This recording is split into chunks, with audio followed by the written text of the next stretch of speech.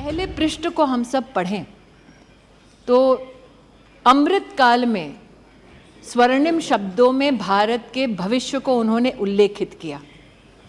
एक तरफ आत्मनिर्भरता की बात की और दूसरी ओर मानवीय कार्यों की बात की।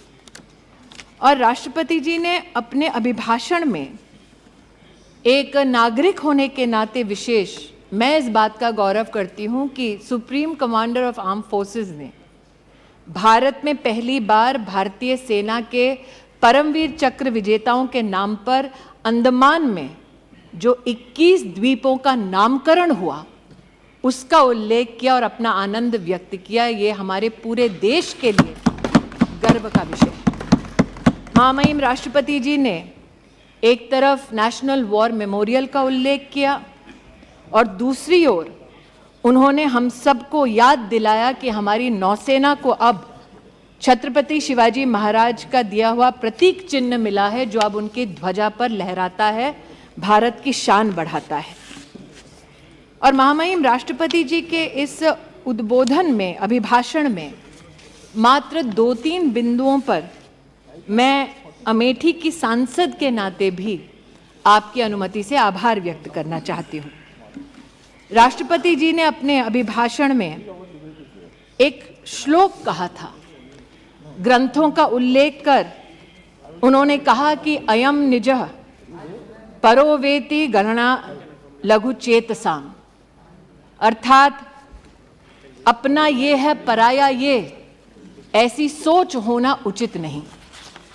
और राष्ट्रपति जी के इसी संकल्प, इसी चिंतन को चरितार्थ किया है मोदी सरकार ने। इसलिए अमेठी की सांसद होने के नाते हमारे यशस्वी प्रधान सेवक का मैं आज विशेष आभार व्यक्त करती हूँ,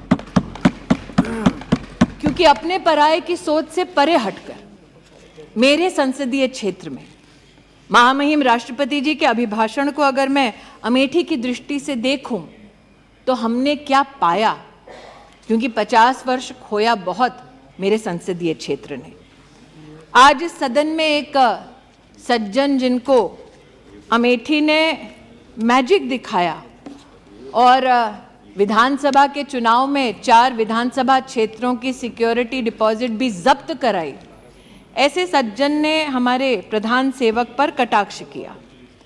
लेकिन मैं अमेठी की ओर से आज इस बात का उल्लेख निश्चित रूप से करना चाहती हूं कि जब रूस के साथ भारत में शस्त्र की दृष्टि से नई तकनीक का संचार हो तो 5,000 करोड़ की लागत की असॉल्ट राइफल की फैक्ट्री अमेठी तब आई जब सांसद भारतीय जनता पार्टी का नहीं था बल्कि कांग्रेस पार्टी का था।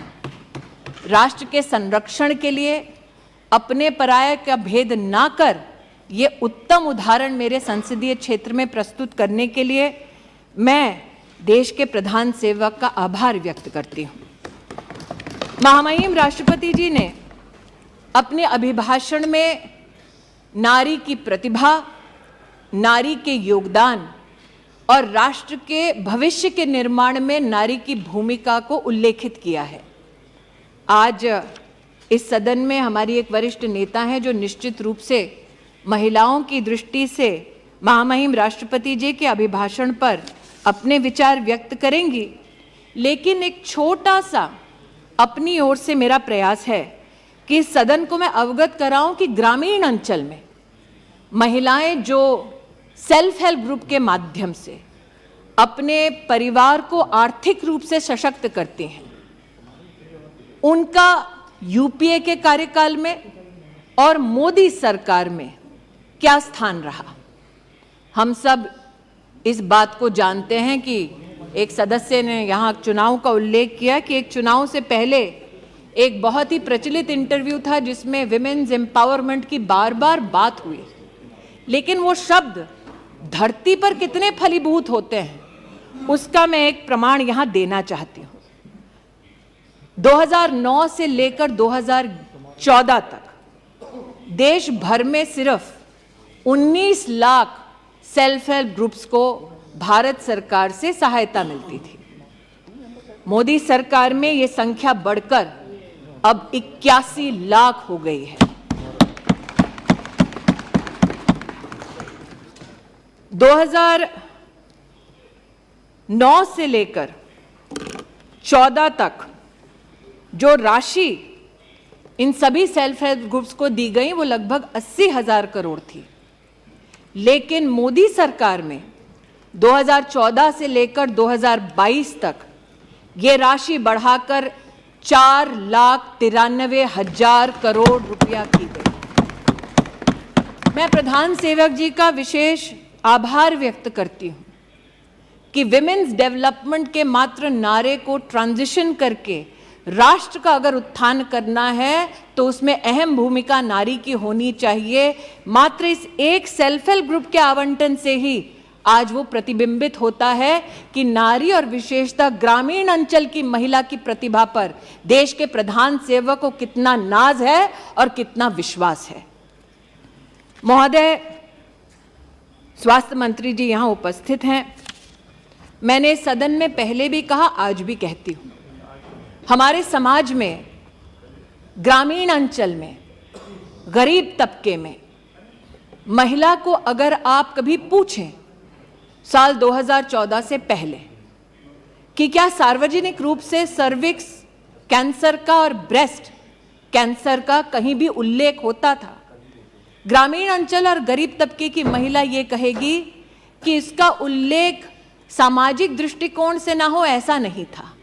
साधन उपलब्ध नहीं थे गरीब महिला को, इसलिए वो चर्चा में इस विषय को नहीं लाती थी। आज भी हजारों सैकड़ों महिलाएं ऐसी हैं कि अगर बुखार भी आ जाए तो अपनी नहीं, अपने परिवार की पहले चिंता करती है। मैं आभार व्यक्त करती हूं देश के प्रधान सेवक का और अभिनंदन करती हूं स्वास्थ्य मंत्री जी का कि आयुष्मान भारत योजना के अंतर्गत 31 करोड़ कैंसर की स्क्रीनिंग हुई, जिसमें से लगभग 13 करोड़ से ज्यादा देश की गरीब महिलाएं थी। ऐसा नहीं था उस महिला को पता नहीं था कि ब्रेस्ट का कैंसर हो, सर्विक्स का कैंसर हो तो उसे किस प्रकार की सुविधा चाहिए। वो बोझ नहीं बनना चाहती थी, चर्चा नहीं करना चाहती थी, तिल तिल कर मरती थी। आज आयुष्मान भारत के माध्यम से उसे ये सुरक्षा का कवच दिया, ये आत्मीय और मानवीय काम किया। इन्हीं मानवीय मूल्यों का उल्लेख महामहिम राष्ट्रपति जी के अभिभाषण में था। चूंकि स्वास्थ्य मंत्री यहां बैठे हैं, अध्ययनशील है, निशिकांत जी का आज मैंने भाषण सुना, वो मैजिक ऑफ नंबर्स की बात कर रहे थे। 50 लाख से लेकर 90 करोड़ की यात्रा का उल्लेख कर रहे थे। अब हम संसदीय क्षेत्र जो मुख्यतः ग्रामीण है वहां से हैं, एक मैजिक वहां भी हुआ। और महोदय, आपकी अनुमति से निशिकांत जी ने आज कहा वो सब ऑथेंटिकेट कर सकते हैं, कुछ कागज मैं भी लाई। 1981 में एक फाउंडेशन ने, जो काफी विख्यात है अमेठी में, उन्होंने लगभग 40 एकड़ जमीन ली और वहां की सरकार से कहा, तब सरकार किसकी थी, जो इतिहास के विद्यार्थी हैं वो भली भांति जानते हैं, उसकी प्रति मेरे हाथ में है। वहां पर यह कहा गया कि आप जमीन दे दो 40 एकड़ हमें और हम अमेठी की गरीब जनता के लिए एक मेडिकल कॉलेज बना देंगे। अब 40 एकड़ जमीन का मैजिक 623 रुपए में। तो राष्ट्रपति के अभिभाषण का विरोध क्यों, यह सवाल भी पूछा स्मृति ईरानी ने। और किस तरह से संसदीय क्षेत्र अमेठी में 50 सालों में क्या कुछ खोया है इस संसदीय क्षेत्र ने, उसका भी जिक्र किया है स्मृति ईरानी ने।